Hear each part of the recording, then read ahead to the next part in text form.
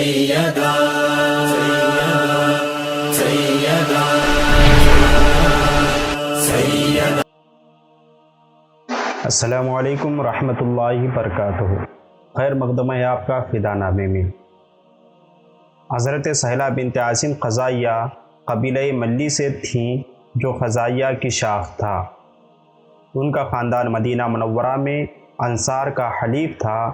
ہجرت نبوی سے کچھ سال پہلے یا بعد اسلام قبول کیا اور شرف صحابیہ سے بہرہور ہوئی۔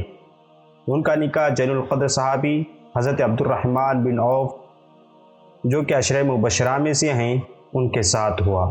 صحیح بخاری کتاب النکاح میں ہے کہ پیارے مصطفیٰ صلی اللہ تعالیٰ علیہ وسلم نے حضرت عبد الرحمن پر مراسم شادی کی علامات دیکھیں تو پوچھا کیا نکاح کیا ہے؟ انہوں نے عرض کی جی ہاں یا رسول اللہ۔ حضور نبی رحمت نے فرمایا کس سے؟ حضرت عبد الرحمن نے کہا ایک انصاریہ سے۔ حضور نبی رحمت نے پوچھا کیا مہر ہے؟ عرض کیا سونے کی یہ گٹھلی، مطلب کھجور کے گٹھلی کے برابر سونا۔ حضور نبی رحمت نے فرمایا اللہ یہ شادی تمہارے لیے مبارک کرے اور ولیمہ کرو اگرچہ ایک بکری ہی صحیح۔ شارحین حدیث نے لکھا ہے کہ انصاریہ جن سے حضرت عبد الرحمن نے نکاح کیا تھا یہ حضرت سہلہ بنت عاصم تھیں۔